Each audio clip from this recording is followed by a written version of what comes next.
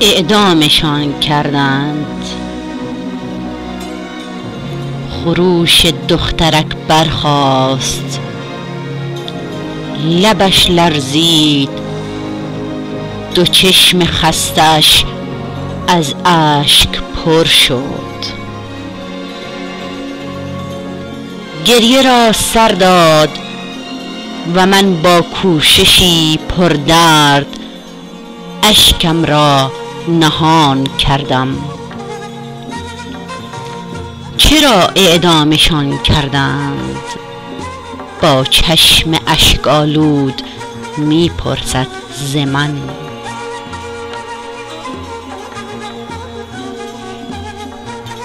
دخترم عزیزم، آنجا شگفت انگیز دنیایی است. دروغ و دشمنی فرمان روایی می کند آنجا. طلا این کیمیای خون انسانها خدایی می کند آنجا.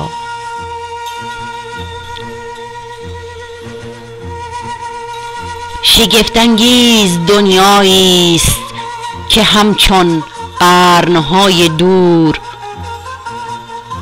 دامن آلوده است هنوز از ننگ آزار سیاهان. در آنجا حق و انسان حرفهای پوچ و بیهوده است.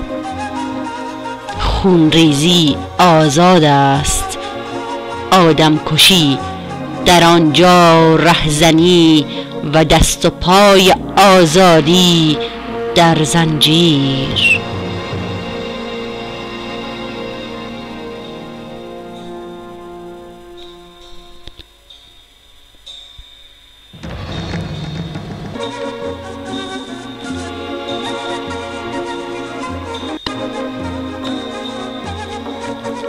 دخترم عزیزم، آنان برای دشمنی با من، برای دشمنی با تو، برای دشمنی با راستی اعدامشان کردند.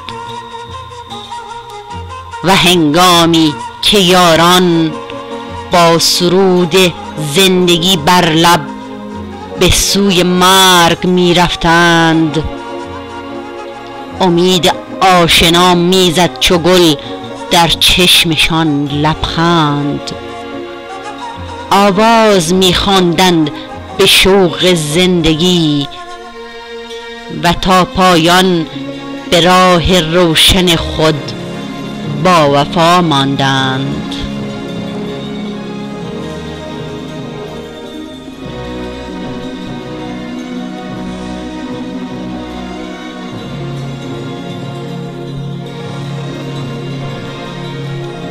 عزیزم، پاک کن از چهره اشکت را، ز جا برخیز. من در تو، تو در من زنده ای. ما هرگز نمی میریم، من و تو با هزاران دیگر این راه را دنبال میگیریم. از آن ماست پیروزی،